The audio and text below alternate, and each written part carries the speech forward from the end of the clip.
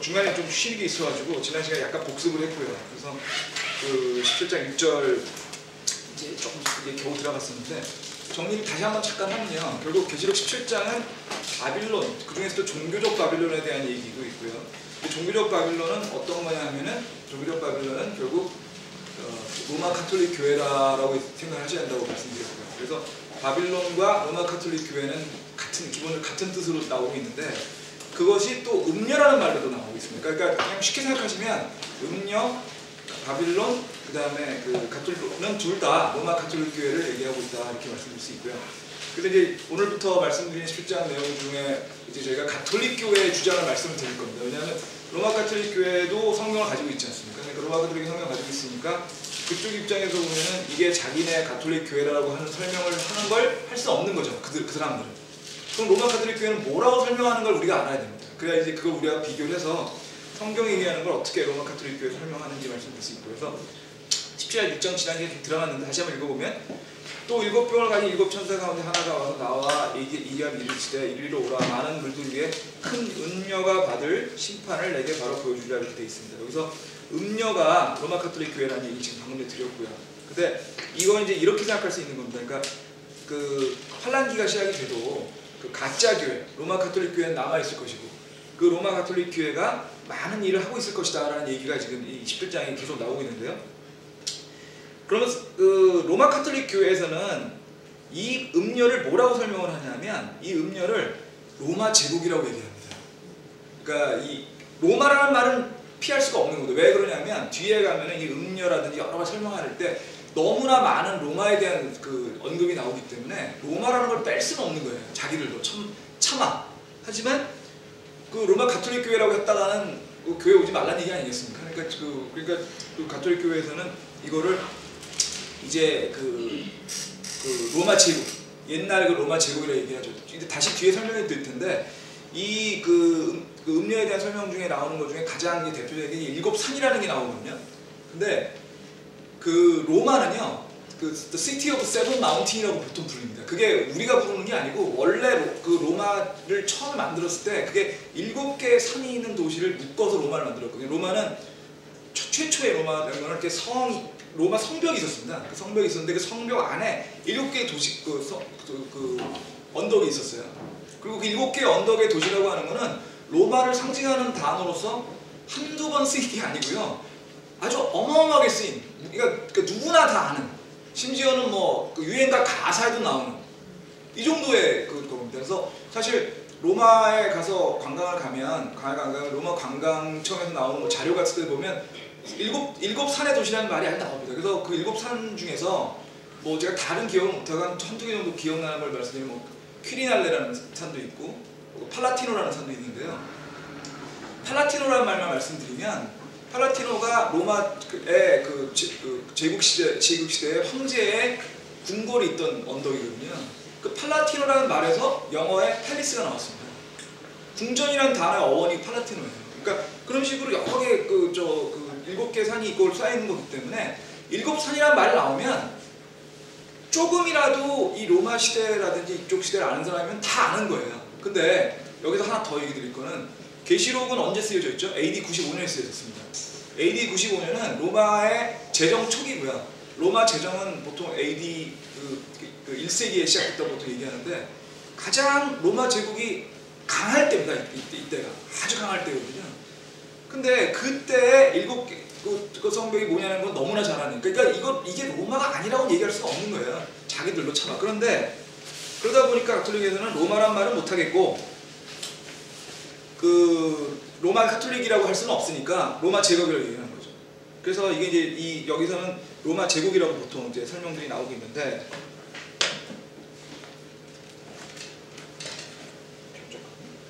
돋보기를 들고 있었는데 어디 갑자기? 뒤에 있나요?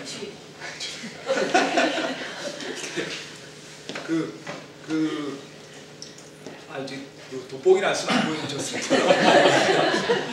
돋보기를 안 쓰면 저도 안 보이는데. 그래서 이게 로마라는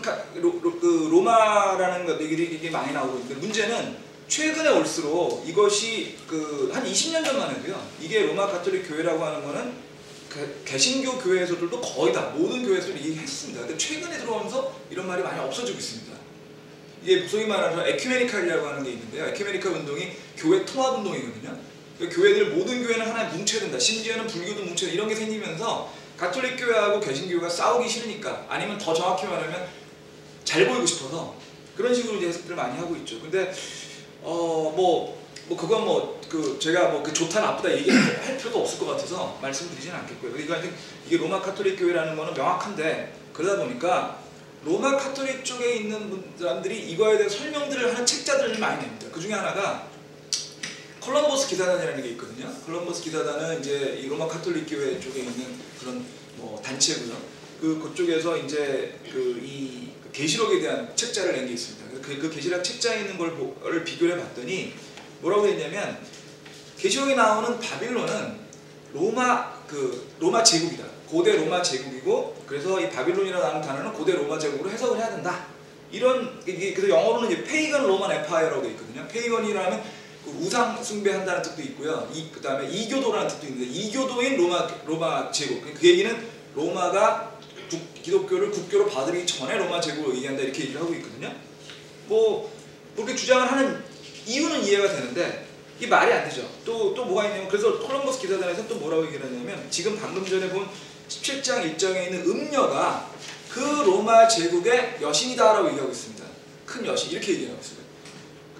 근데 재밌는 거는 여기 음녀라든지 바빌론이라는 것이 도시를 나타낸다는 거에 대해서는 사실은 로마 카톨릭에서도 부인을 하지 못합니다. 그러니까 로마 카톨릭은 보통 제가 몇 번 말씀드렸죠. 가톨릭은 성경이 절대 권위가 아닙니다. 성경이 교리의 기본이긴 하는데, 거기는 교리 문답서라는 게 있거든요. 이만한데 그 교리 문답서에 여러 가지 성경 교리에 대한 내용들을 열거하고 있거든요. 근데 그런 내용들에 보면 가톨릭 교리 문답 측에서도 바빌론이 도시를 상징한다는 거를 부인하지 못하고 있음에도 불구하고, 콜럼비아 기사단은 지금 말씀드린 것처럼 바빌론은 로마 제국이고 음녀는 거기에 있는 여신이다, 이렇게까지 설명을 하는 건데, 왜냐하면 그걸 도시라고 설명을 하면 점점점 그 도시가 로마 카톨릭 교회하고 설명이 더 연결이 되는 걸 안다는 거죠, 사람들이. 그래서 이제 그런 식으로 이제 고의적으로 성경을 위조를 하고 있는데요. 그러니까 잘못 설명을 하고 있는데, 그래서 사실 저희가 성경 공부를 하는 이유가 이런 것들이죠. 이렇게 잘못된 해석을 이해하지 않으려면 제대로 된 해석을 해야 되거든요. 근데 계시록 17장 15절 보시겠습니다. 이게 얼마나 말이 안 되는 소리냐면, 계시록 17장 15절에 보시면, 또 내가 내게 이르되 내가 본 물들, 곧 음녀가 앉아있는 물들은 백성들과 우리들과 민족들과 언어들이라고 되어 있거든요. 지금 이 물들이 있는 것들이 백성들 위에 있는 건데, 이 백성들에 있는 것들 위에 있는 것들이 로마 소위 말하는 아까 말씀드린 로마의 여신이다? 그럼 이게 다 과거를 얘기하고 있는 거지 않습니까? 그죠? 그럼 이 얘기가 맞으려고 한다면요, 요거를 연속해서 해석을 하게 되면 콜럼비아 기사단의 얘기는 지금 이 17장에 대한 얘기가 과거 얘기를 하고 있다는 얘기죠. AD 90년 이전 시대. 근데요, 이게 왜 말이 안 되는지 말씀드릴게요.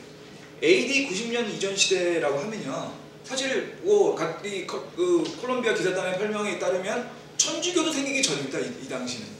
그러니까 당연히 이제 로마 여신이라 설명할 수 있는데, 그러면 17장의 그 설명을 그렇게 하게 되면 뭐가 말이 안 되느냐? 18장, 19장, 20장은 뭐냐는 거죠. 보세요. 계시록 21장 잠깐 보시겠습니다. 계시록 21장, 22장은 어느 시대를 얘기하고 있는 거죠? 영원을 얘기하고 있을 때, 영원.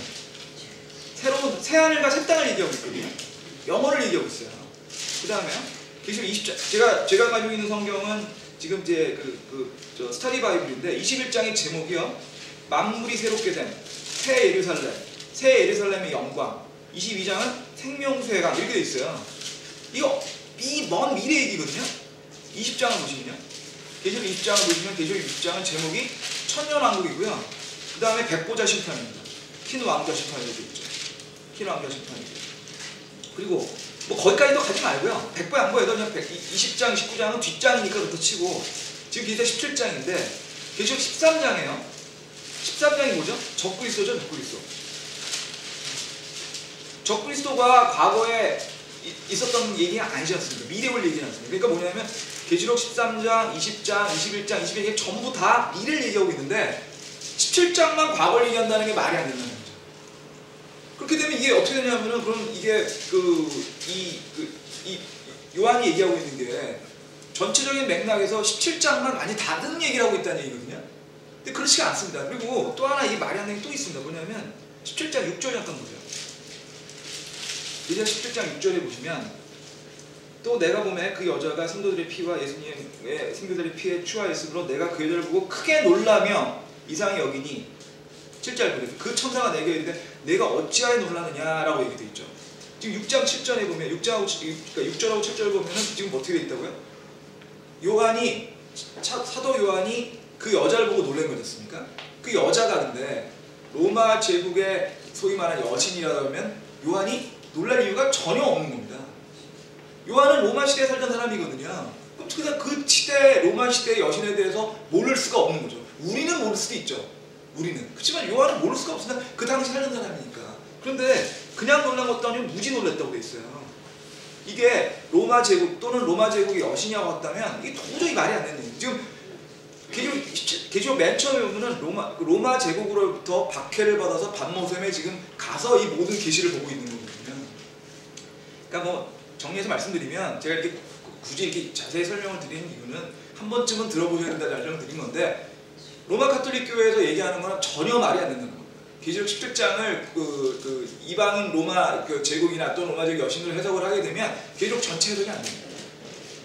그래서 지금 말씀드린 것처럼 이 소위 말하는 콜럼버스 기사단의 얘기들을 하는 거는 전혀 말이 안 되고요.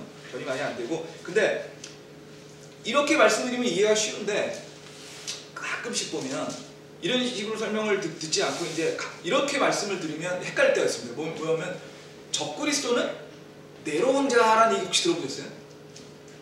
적그리스도는 네로 왕자다. 그 네로 왕자가 뭐냐면은 로마 제국 초기에 있었던 그 황제 폭군 네로로부터 우리가 알고 있는 그 네로 왕자를 얘기하는 거거든요. 근데 이제 그때 들으면은 적그리스도에 대해서 설명하는 방법 중에서 그냥 뭐 네로 왕자라고 생각한다 이렇게 생각을 하기 쉽거든요. 저도 그렇게 생각했으니까. 그런데 거기에 숨은 뜻이 있습니다. 적그리스도를 네로 왕자라고 한다는 뜻은 17장을 로마 제국으로 해석하고 싶은 거예요. 그게 더 연결되어 있는 거죠. 그러니까 적그리스도를 네로 왕자로 얘기하면서 자연스럽게 17장은 로마 제국에 대한 얘기니까 그것이 바빌론이 로마 가톨릭 교회가 아니다라는 얘기까지 연결되고 있는 겁니다. 굉장히 위험한 얘기죠. 그러니까 성경을 전부 다 맥락을 이해하지 않고 한 구절 한 구절을 잘못 이해했을 때 나오는 아주 대표적인 문제 중에 하나들이 바로 그런 겁니다. 그러니까 절대로 그런 부분들에 속으시면 안 되고요. 그래서 그냥 머릿속에 넣으셔야 될 거는 로마 가톨릭 교회는 교회가 아니다. 우리가 알고 있는 크리스천이 아니다. 근데 뭐 좀 다른 얘기지만 저희가 왕국을 배울 때 왕국의 하나가 크리스턴덤이라고 보통 하는 교계라는 얘기를 좀 드린 적이 있습니다. 근데 그 교계 안에는 진짜인 주님의 몸된 교회인 사람들도 있지만 우리 교회 같은 데가 있지만 반대로 그렇지 않은 데도 있다고 말씀드렸잖아요. 그렇지 않은 로마 카톨릭 교회도 그 크리스턴덤 안에 포함되니까 저희가 사실은 굉장히 위험한 시대에 살고 있는 겁니다. 맞는 주님을 제대로 믿는 것과 믿지 않는 게 섞여 있는 시대. 그러니까 제대로 믿어야 되는 시대가 있는 거죠. 알면 잘못된 데를 갈 수 있으니까. 그 다음에요. 17장 2절 보겠습니다. 17장 2절에 보면 땅의 왕들이 그녀와 음행하였고 땅에 거주하는 자들도 그녀의 음행에 포도주에 취하게 되었더라. 지금 이렇게 되어 있죠. 이거는 뭐냐면은 로마 가톨릭 교회가 이 땅에 있는 많은 통치자들, 많은 권력자들과 가깝게 지내고 그 사람들과 권력자들과 아주 관계가 좋다. 그래서 권력자들도 로마 가톨릭 교회를 이용해서 그 음행에 참가했다. 이런 뜻입니다. 이 17장 그냥 이 점을 요약을 하면요. 근데요, 요거 하나 잠깐 말씀드릴게요. 꽤 됐죠. 이명박 대통령 시대니까 얼마 정도 된 건가요? 한 10년 정도 됐겠네요. 10년 정도 됐을 때 이명박 대통령이 미국 방문을 한 적이 있어요. 미국 방문을 한 적이 있는데 미국 방문을 했을 때 그때 부시 대통령 시대였던 걸로 기억을 하는데 방문을 했는데 제가 기사가 나는 게 어떻게 하다 보니까 이명박 대통령이 미국에 도착하는 그날 로마 교황이 미국에 도착했습니다. 그 굉장히 사실은 좀 황당한 경우가 된 경우죠. 그러니까 굉장히 중요한 손님 손님 둘이 온 건데 쉽게 얘기해서 손님 둘이 온 건데 손님이 이제 뭐 어떻게 보면은 같이 왔으니까 이 두 사람을 어떻게 대하느냐에 따라서 이제 저기 될 텐데 재밌는 거는요. 이명박 대통령을 영접당한 사람은 지금도 저기 이름 기억나는데 크리스토퍼 힐이라는 사람이었어요. 크리스토퍼 힐이 아마 육자회담인가요? 육자회담이라고 북한이랑 무슨 우리 핵할 때 미국 대표였고 우리나라 대사도 했나? 하여튼 그랬을 겁니다. 굉장히 유명한 사람인데 그 사람이 직급이 뭐냐면 미 국무부 동아시아 태평양 담당 차관보입니다. 차관보. 그러니까 차관보니까요. 차관보 위에 차관 있죠. 차관 위에 이제 장관이 있죠. 그 장관 위에 부통령이 있고요. 부통령 위에 대통령이 있겠죠. 뭐 제가 미국의 헌법은 잘 모르지만 하여튼 뭐 상당히 직급이 낮은 사람이거든요. 상대적으로. 근데 그 사람이 나왔어요. 공항에. 크리스토퍼 힐 동아시아 태평양 담당 차관보가 나와서 우리나라 대통령을 맞았죠. 근데 사실은 일반적으로 관행에 맞는 얘기입니다. 왜냐하면은 우리나라의 미 한국 대사가 만나는 사람이 그 사람이거든요. 그 사람이 해당자가 그 사람이니까 뭐 나갈 수도 있다고 생각하는데 바로 그날 로마 카톨릭 교황이 왔거든요. 그 교황은 누가 만나러 갔을까요? 부시 대통령이 직접 왔어요. 근데 미국은 절대로 대통령이 공항에 영접하지 않습니다. 그게 어느 나라 대통령이 오든 공항에 영접하는 거는 아주 예외적인 경우입니다. 그러니까 그게 왜 제가 기억을 하냐면 그게 신문 기사, 그러니까 텔레비 기사였어요. 뭐 CNN인가 어디 기사였습니다. 그러니까 뭐 그러니까 다들 뭐가 신기했냐면 부시가 직접 공항에 가서 제 기억에는 공항에 트랩까지 갔던 것 같아요. 공항이 이렇게 문 열리면 내려오잖아요. 그 밑에까지 간 거예요. 밑에까지. 그러니까 이게 이제 상상이 잘 안 가실 텐데요. 이렇게 생각하시면 됩니다. 국가 간의 외교에는요 프로토콜이라는 게 있거든요. 의전이라는 게 있습니다. 그 의전이 상대방에 대한 존중을 나타냅니다. 굉장히 중요한 거예요. 그 의전이. 그래서 외무부에 가면 의전과장이라는 것도 굉장히 높은 직책인데 의전국장, 의전과장 이렇게 있거든요. 근데 사실은 어떤 식으로 이 사람을 대접하느냐에 따라서 그 사람을 얼마나 높이 보냐는 건데 의전 중에서 가장 최고의 의전이 공항에 도착하면 트랙까지 가는 거예요. 그보다 더 큰 거는 어디죠? 전용기로 오니까 전용기 안에까지 들어가는 경우도 있습니다. 근데 미국 대통령은 기본적으로 공항에 의전을 하는 경우가 없다시피 한데 로마 교황은 그걸 했더라고요. 그런 방면에 똑같은 날 온 이명박 대통령은 차관보가 한 5단계 정도 밑에 있는 차관보가 해가지고 우리나라 신문 기사에 뭐라고 났냐면 다시 한번 이거 하려고 다시 한번 그때 기사를 찾아봤더니 누가 그 기사를 썼어요. 뭐라고 썼냐면 그러면 이제 이렇게 기사가 났었을 것 같죠? 왜 우리는 그렇게 낮은 직급이 오고 저 사람은 교황을 이렇게 높은 직급 그렇게 안 났습니다. 어떻게 났냐면 왜 그날 갔냐는 거예요. 왜 그날 가서 그러니까 그 말뜻은 뭐냐면 교황이랑 우리 대통령은 레벨이 다른 건 맞다 이거예요. 그거는 맞으니까 하나는 대통령이 가는 게 맞고 하나는 대통령이 맞는데 다음날 갔으면 전날 갔으면 좀 덜 창피할 때 있을 텐데 왜 동일한 날 가서 책미를 받느냐. 그러니까 동일한 날 갈 날짜를 잡은 그 사람을 처벌해라. 국회에서 그 얘기를 했어요. 그 얘기는 우리나라에 있는 국회의원들 같은 사람들도 아니면 우리나라에 있는 언론인들도 로마 교황이 우리나라 대통령보다 한참 일하는 거죠. 그 마음속에 있는 거죠. 실제로 로마 교황의 그 권력이나 권한은 어마어마했습니다. 일단 돈이 어마어마하게 많습니다. 돈이. 뭐 로마 교황의 돈이 굉장히 제가 말씀드렸잖아요. 제가 저희 어머니랑 10몇 년 동안 가톨릭 교회를 저희 어머니는 다니시고 저는 다닌다고 주장을 하고 이런 과정이 있었고 근데 결혼은 제가 성당에서 했습니다. 성당이 멋있습니다. 굉장히 멋있습니다. 교회에서 결혼하는 것보다 성당 결혼이 훨씬 멋있습니다. 뭐가 뭔지 모를 때는 굉장히 멋있거든요. 그래서 이제 했는데 제가 가톨릭 교회에 갔을 때 제일 신기한 거는 가톨릭 교회는 돈 얘기를 안 해요. 설교할 때 예를 들면 무슨 저희는 단돈 몇십만 원 갖고도 비즈니스 미팅 하지 않습니까? 무슨 냉장고를 사내, 에어컨을 사내 그거 갖고도 비즈니스 미팅 그런 거 안 합니다. 그리고 뭐 웬만하면 아주 건물을 멋있게 짓고요. 그래서 저는 와 이거 진짜 대단하다 생각해요. 그리고 정말 교회가 돈이 많아요. 정말. 그래서 야 정말 대단하다 생각했는데 말씀드렸잖아요. 이게 로마 가톨릭 교회는 잔돈을 안 받는다니까요. 그냥 종구성사나 이런 거 해가지고 누군가를 너의 친척 중에 아니면 어머니 아버지가 천국에 가기 위해서는 많은 헌금을 하는데 그때 가서 사실상 협박을 하죠. 사실상. 그럼 엄청나게 기부를 하게 되거든요. 근데 그런 식으로 해서 로마 카톨릭 교회는 어마어마한 부자입니다. 어마어마한 부자라서.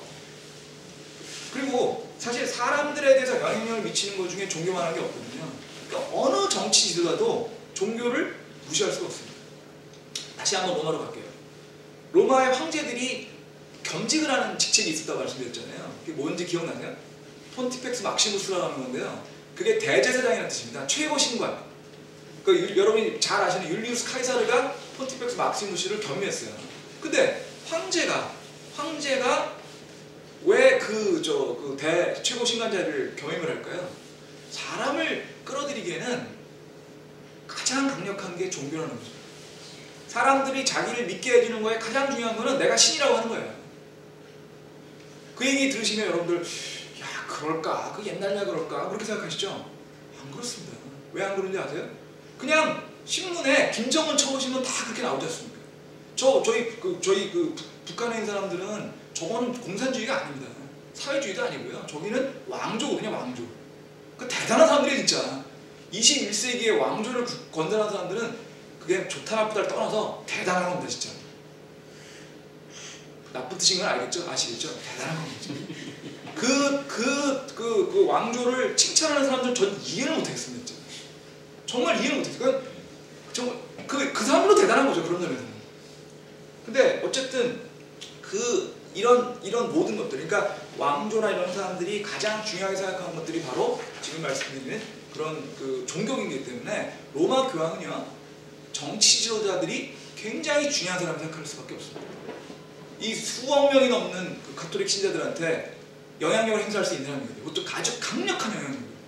그러니까 미국 대통령이 우리나라 대통령은 차관보를 보내도 되지만 교황은 직접 저희가 공항까지 영접을 갈 수밖에 없는 거예요. 센 사람이니까. 근데 지금 그거에 계시록에 이미 나와 있어요. 땅에 거주하는 자들, 땅들의 왕들이 음행에 참가한다 이렇게 돼 있거든요. 근데요, 요한 1서를 잠깐 보시겠습니다. 요한 1서 2장 15절.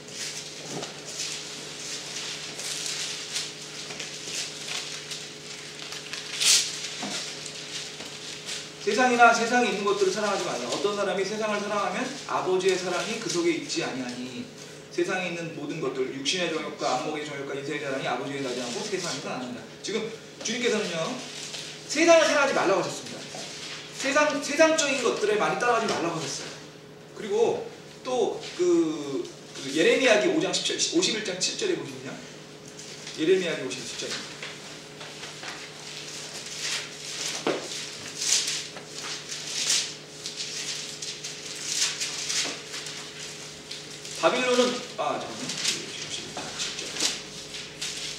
바빌론은 주의 손에 있는 금잔, 곧 온 땅을 취하게 한 금잔이었도다. 민족들이 그녀의 포도주를 마셨으므로 미쳤도다. 지금 두 개 구절을 제가 왜 읽어드렸냐면,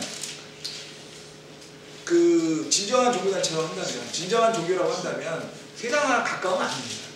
세상이랑 분리되기를 원하시니까요, 주님께서. 그런데 지금 우리 바빌론은 안 그렇다는 얘기죠. 그걸 해석하기는 제일 쉬운 방법은 로마 카톨릭 교회는 제대로 된 교회가 아니다. 크리스천이 아니다. 이거만 이 두 구절만 봐도 지금 알 수가 있거든요. 근데 로마 카톨릭 교회가 그렇게 문제가 있음에도 불구하고 로마 카톨릭 교회를 따르는 그런 거와 비슷한 교회들이 많다는 게 문제인 거죠. 소위 말하는 개신교 중에. 지금 이제 로마 카톨릭 교회는 얘기를 안 할 수가 없어서 계속 말씀드리는데, 로마 카톨릭 교회에서는요, 사실은 하나님, 주님을 섬긴다고 하면서 우상 숭배하는 교회거든요.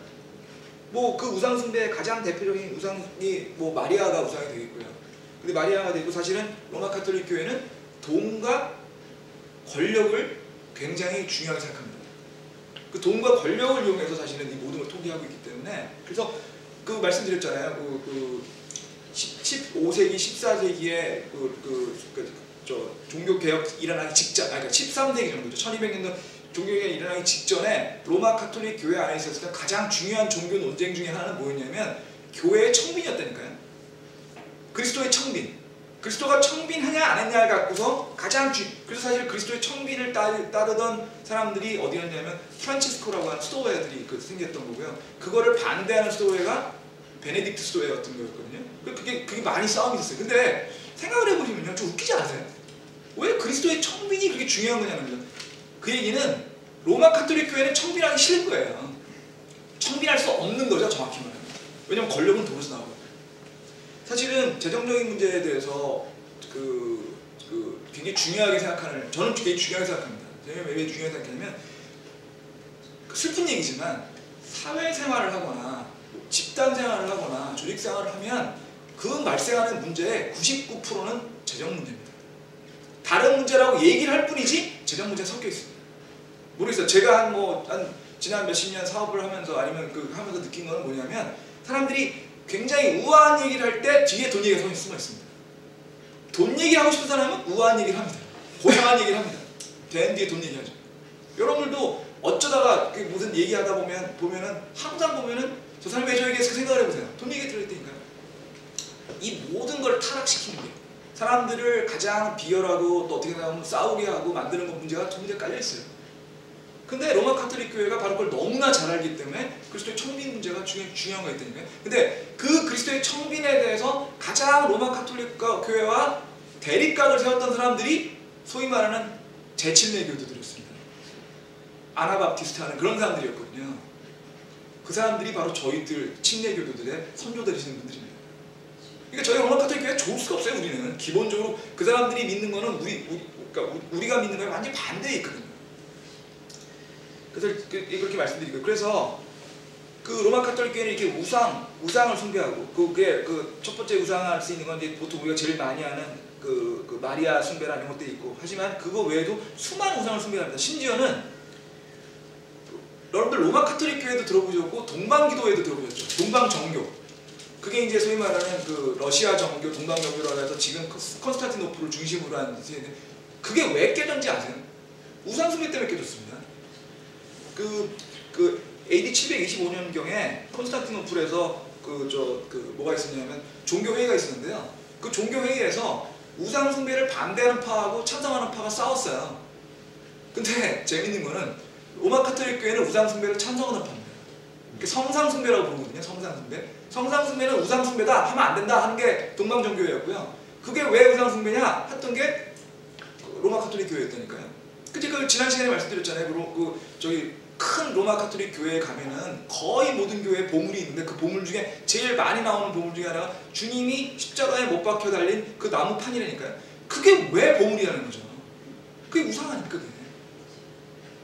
그게 우상하니까. 그러니까 지금 그런 부분 때문에 로마 카톨릭 교회는 그런 데고, 그것이 지금은 더 배겨와서 이제는 완전히 정치적인 세력이 됐고, 그것이 아까 말씀드린 로마 교황이 미국 대통령도 무시할 수 없는 존재가 됐다는 그런 얘기인 거죠. 그래서 스코필드라고 하는 분이 있어요. 스코필드 관주성경이라고 아주 유명한 성경 책이 있습니다. 그러니까 어느 목사님 서재에 가면 반드시 있는 책이라고 단언할 수 있는 게 스코필드 관주성경인데요. 스코필드 관주성경이 뭐라고 되어 있냐면 페이지가 1446페이지에 그게 있습니다. 두 개의 바빌론이 나오는데, 17장에 걸쳐서 하나는 종교적 바빌론이고 하나는 정치적 바빌론이고, 그 중에 종교적 바빌론은 바로 교황권을 머리 삼아 따르는 로마 카톨릭 교회와 그 로마 카톨릭 교회를 따르는 배교한 기독교회 전체라고 아주 쓰여 있습니다. 그냥 거기. 그 다음에요, 다비라고 하는 분이, 이것도 유명한 분이죠. 다비라고 하는 분의 성경 개관이라는 책도 있는데요. 그 성경 개관 549페이지에 뭐라냐면, 이 계시록 17장에 나오는 음료는 로마 카톨릭 교회다, 이렇게 되어 있습니다. 이 외에도 수많은 성경 주석서들이 써 있기 때문에 더 말씀드리는데, 다비나 스코필드는 아주 그 중에서 제일 유명한 분들이거든요. 그래서 애들 로마 카톨릭 교회인데, 제가 이 얘기를 드린 이유는 최근에는 이렇게 얘기들을 안 하세요. 안 하시기 때문에 우리라도 확실하게 얘기를 해야 되거든요. 그 다음에 하여튼 이 로마 카톨릭 교회는 실질적으로 국가다. 근데 그거는 자기들도 국가라고 주장하는 셈입니다. 왜냐하면요, 로마 카톨릭 교회가 있는 그 지역을 바티칸 시국이라고 부르거든요. 국가의 국가. 시로 되어 있는 국가라는 뜻입니다. 그래서 바티칸 시국이라고 부르고요. 그 안에는 지금 현재 이태리, 그 이태리 안에 있잖아요. 이태리 로마, 그 이태리 안에서 그거에 대해서는 이태리 정부가 아무런 권한이 없습니다. 그 안에는. 일종의 치외 법권 지대입니다. 그런데 그걸 이런 얘기를 하면 사람들이 오 이거 좀 되게 황당하다 얘기하시는데요. 전혀 황당할 게 없는 게요. 이탈리아가 지금처럼 통일국가가 된 지는 200년도 안 됐습니다. 150년 정도밖에 안 됐습니다. 계속 분할되어 있거든요. 그 분할되어 있는 게 뭐 제일 대표적인 게 이제 뭐 그 밀라노 공국, 지금 이제 밀라노가 있는 지역이 있는 밀라노 공국, 그다음에 베네치아 공화국, 베네치아 많이 들어보셨죠? 베네치아 공화국.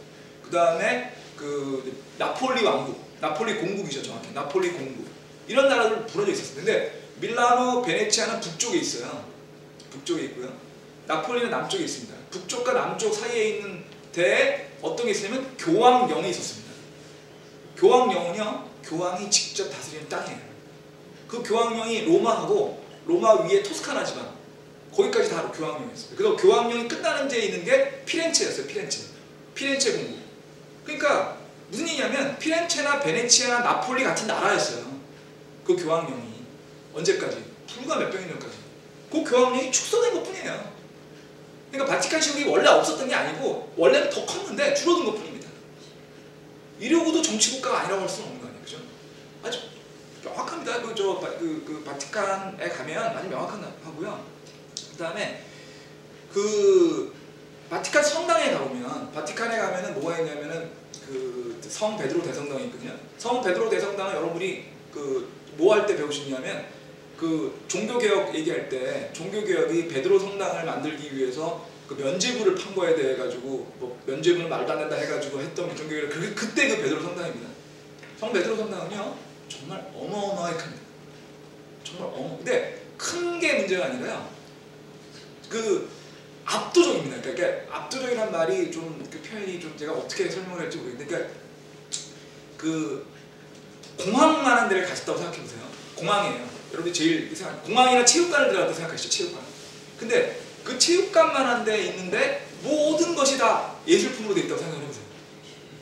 체육관 전체가 그냥 둥그런 그 공간 안에 천장에 있는 조그만 거 하나까지 다 예술품이고요. 저거는 뭐 베르니니가 만들었고 저거는 미켈란젤로가 만들었고 저건 라파엘로가 만들었고 그거예요 그냥. 그러니까 전체가 체육관보다 한 몇 배 되는 큰 그냥 무슨 축구장만한 그 모든 전체가 완전히 다 예술품입니다. 근데 예술품 하나하나가 다 정말 그냥 세계 최고의 명이고 그 예술품 하나하나가 다 금 이름으로 도금돼 있어요. 그러니까 누가 그런 얘기를 계산을 했다는데 바티칸 그 성당에 있는 바티칸 성당은 하나의 성당이 아니고요. 그 안에 소성당이 붙어 있습니다. 쭉 붙어 있는데요. 그 소성당들이 붙어 있는 거 하나, 그 소성당 중에 하나에 금칠이 되어 있는데 그 금칠이 금 트럭으로 500대 뿐이에요. 그래서 바티칸에 있는 그 딴 거 다 필요 없고 그냥 거기 있는 벽에 붙어 있는 보석들만 팔아도 현재 그 바티칸 국가에 있는 교황청이 500년 동안 쓸 수 있는 돈이 그 보석 파는 것만으로도 나온대요. 도대체 이게 얼마나 부자인지 상상이 안 가는 거죠. 상상이 안 가요. 그래서 이렇게 이제 어마어마한 권력과 정치적인 권력과 어마어마한 부를 가지고 심지어는 자기 땅까지 갖고 있는 로마 카톨릭 교회가 지금도 존재하고 있고 그게 지금 있다는 얘기를 하고 있는데 계시록 27장 2절을 그걸 생각하고 하시면 감이 탁 들어오시는 거죠. 아 이게 이런 걸 얘기하시는 거예요. 근데 여기 2절에서 땅에 거하는 자들이라고 하는 사람들은 뭐냐면 땅에 거하는 사람들은 바로 이 땅에 안주하려고 하는 사람들. 이 배교한 로마 가톨릭 교회와 같이 잘 지내면서 또 배교한 많은 왕들과 같이 지내면서 이 땅에서 잘 먹고 잘 살려고 하는 사람들 이런 사람들 얘기하고 있습니다. 근데 다행히도 지금 우리가 이 그 계시록을 배울 때 우리는 뭐 여러 번 말씀드렸지만 전천년주의를 믿고 또 계시전 그러니까 환란전 휴거설을 믿지 않습니까? 환란전 휴거설이라는 거는 환란이 오기 전에 교회는 휴거된다는 걸 믿는 건데 그러니까 이제 이거는 이제 교회랑 상관없다라고 말씀할 수 있는데 하지만 우리한테 공부할 점은 있는 거죠. 주님께서는요 이 땅에 우리를 창조하셨을 때 우리를 뭐로 창조하셨을까 몇 번 말씀드렸지만 우리를 창조했을 때 우리의 목적은 뭐냐? 우리의 삶의 목적은 뭐냐?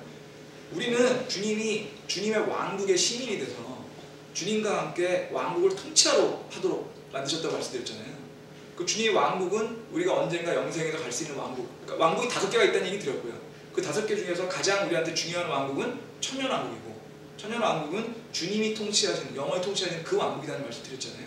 근데 우리는 왕국에 가서 주님의 심판석에 설 거게 되고 주님의 심판석에서 주님으로부터 칭찬을 받고 주님과 함께 통치할 수 있는 권세를 받게끔 하는 게 주님이 우리를 만드신 목적이다.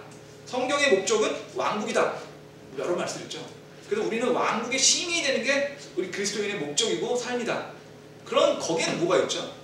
그럼 우리의 목적지는 어디냐는 거죠. 우리는 왕국의 시민이니까 왕국이 우리의 목적지입니다. 그럼 여기는 뭐죠? 우리는 거쳐가는 겁니다. 우리가 이 세상에 있는 삶, 이게 뭐 80년을 살지 90년을 살지 100세를 살지 모르겠지만 그 80년에서 100년간의 삶을 이 땅에 사는 삶은 이 땅은 나그네 사는 거거든요. 주님에 가기 위한 그 나그네로 살고 있는 삶. 그렇지 않으면 허무한 거 아닙니까? 이 인생이 얼마나 짧나요? 뭐 제가 이런 얘기 드리면 뭐 저희 어머니나 이런 분들 제가 좀 건방 얘기가 되겠지만 사실은 너무 금방 가지 않아요? 하루하루가. 한 달, 두 달도 금방 가고요. 1년도 금방 가고요. 10년, 20년도 금방 갑니다. 제가 휴대폰을 잘 안 갈거든요. 안 바꾸거든요. 안 바꾸는 이유는 뭐 딴 게 아니라 휴대폰 안에 있는 게 옮기기 싫어서. 그리고 또 휴대폰 같은 거 보면 이제 솔직히 잘 기계치여가지고 잘 못하거든요. 그 새로운 건 또 배워야 되잖아요. 그래서 잘 안 바꿔가지고 이번에 휴대폰을 바꿨는데 바꾸려고 바꾼 게 아니라 고장이 나서 바꿨는데 한 6년 만에 바꿨습니다. 그랬더니 휴대폰을 이제 바꿔주는 그 가게에서 그러더라고요. 아, 오래간만에 본다고 이 휴대폰. 그래서 이걸 바꿨는데 그러다 보니까 사진을 이제 옮겼거든요. 사진을 옮겼는데 그 옛날 사진들이 있는 거예요. 옛날 사진들. 한 6년 전 사진들이죠. 저희 둘째 녀석 사진이 있는데 요만하더라고요. 그 사진에 지금 우리 집 앞에서 찍었는데 요만해가지고 제가 이렇게 기울여 사진을 찍었더라고요. 근데 다 보셨겠지만 걔 저보다 크진 않지만 저만합니다. 지금 거의 저만합니다. 지금 이렇게 걔가 힐을 신으면 이렇게 봐요. 6년밖에 안 됐어요. 여러분들 자식 키우시는 분 다 느끼시죠? 야, 진짜 빨리 큰다. 이게 이 병원에서 데려왔던 걔인가 맞나? 그런 생각하시잖아요. 근데 점점 저게 빨라지지 않습니까? 좀 시간만 하게. 우리 인생은 굉장히 짧습니다. 그럼 이게 짧은 인생을 사는데 우리 인생의 목표가 이 땅에만 있다고 생각하시면 굉장히 우울한 거죠. 굉장히 우울한 거죠. 또 우울한 게 있습니다. 뭐 우울한 게 있냐면 저는 이 세상이 이거 뭐 계시록 결량이면 이건 좀 간증 비슷한 얘기를 잠깐 드리면 이 세상 살다 보면 정말 황당한 얘기 많이 없지 않아요? 그러니까 정말 사악한데 잘하는 사람 많습니다. 저 사람은 도저히 성공하면 안 될 것 같은 사람인데 성공한 사람이 있어요. 그러니까 우리가 보기에 돈도 많이 벌고 진짜 높은 지위에 올라가고 근데 너무 사악한 거예요. 너무너무 사악하고 야, 저 사람이 어떻게 그런 다음에 심지어 애들이 공부까지 잘해. 우리나라 분들은 그러시잖아요. 딴 거 다 하다가 그래도 걔네가 애들 공부 못했어 하면 좀 마음이 놓이는데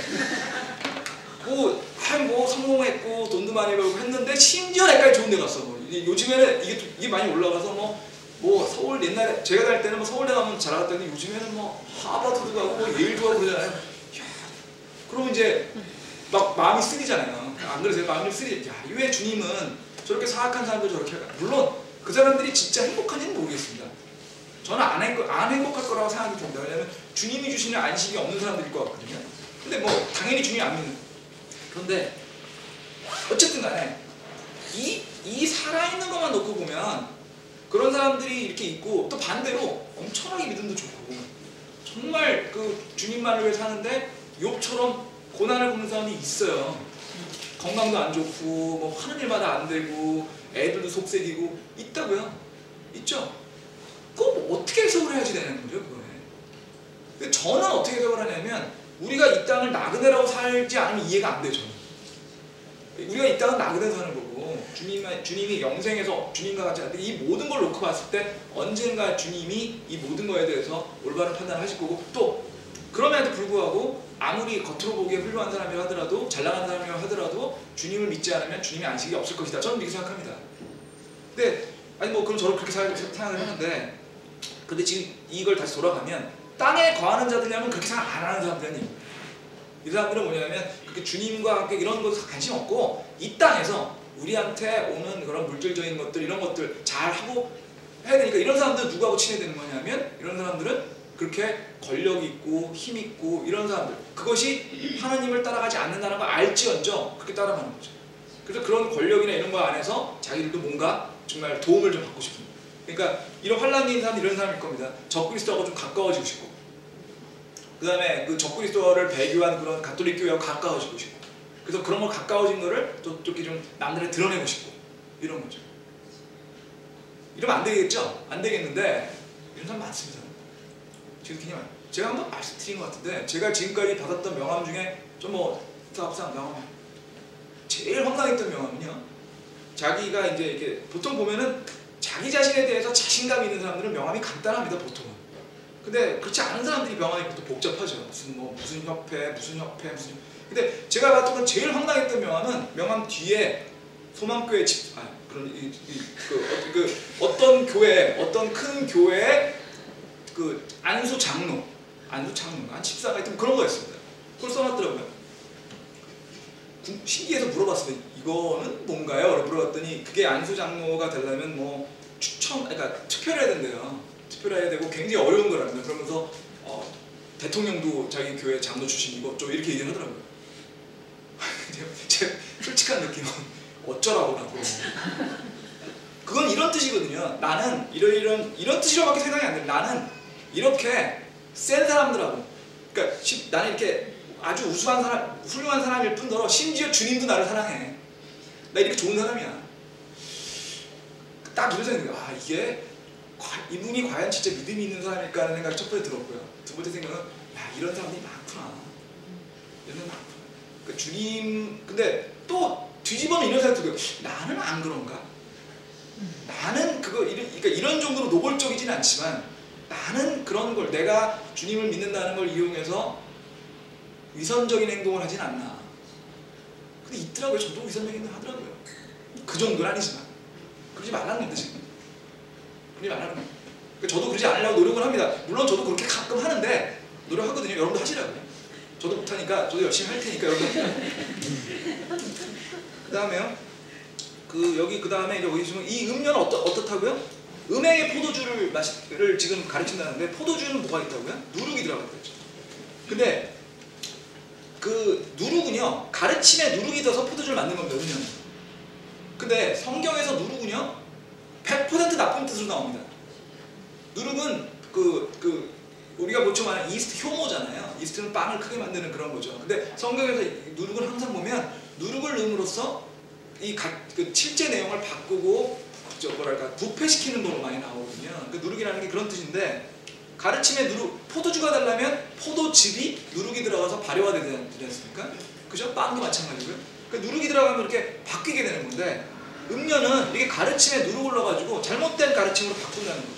그래서 우리가 어떻게 생각하셔야 되냐면, 주님의 가르침에 세상적인 것을 넣었을 때, 세상적인 걸 넣어서 부패시키게 되면 그거는 바로 이 음행의 포도주 같은 거라는 뜻인 겁니다. 그래서 저희가 주님 말씀을 주님 말씀대로 이해를 해야 되는데, 주님 말씀에 세상적인 가르침을 넣어가지고 그 주님 말씀을 바꾸면 그건 전부 음행이 되는 겁니다. 가장 간단하게 뭐냐면, 자꾸 말씀드리잖아요. 우리는 이 땅을 나그네로 사는 거기 때문에 우리의 목표는 영생에서 주님과 함께 그 왕국에 들어가는 거기 때문에, 이 땅에서 주님이 하나님을 믿었다고 해서 주님이 우리한테 건강하라고 하시고, 주님이 이 땅에서 돈 많이 벌려고 하시고, 이 땅에서 승진하라고 하지 않았다는 겁니다. 그랬다면 사도 바울이 왜 눈병을 안 했겠습니까? 사도 바울이 왜 눈병을 없애달라고 그렇게 기도를 했겠어요? 그래서 사도 바울은 눈병이 있었거든요. 디모데는 소화가 안 된다고 해서 사도 바울이 포도즙을 먹으라고 편지 보내셨습니까? 디모데나 사도 바울보다 우리가 더 영적으로 강한 분들인가요? 우리가? 아니잖아요. 디모데나 사도 바울보다 영적으로 강하다고 생각하시면 굉장히 존경스러운 분이겠지만 그건 착각하시는 건데요. 그렇죠? 그렇다고 그러면 그런 것들 부분에 대해서 만약에 누군가가 주님을 믿으면 돈 많이 벌고 성공하고 건강해진다고 얘기한다면, 그리고도 영생을 얻는다고 얘기한다면, 그거는 바로 음행의 포도주라는 얘기입니다. 그런 얘기 많이 들으시잖아요. 여의도에 가면 많이 들었습니다. 그렇죠? 자, 그럼 거기까지 하고 오늘은 그러니까 세상적인 부와 쾌락을 따라가는 게 말라는 게 계시록에도 지금 나온다는 얘기 드렸고요. 다음 시간에는 그러면 그거 연결돼가지고 이세벨하고 이제 그런 다른 음행에 대한 사람도 하고 끝내도록 하겠습니다. 기도하고 마무리하겠습니다.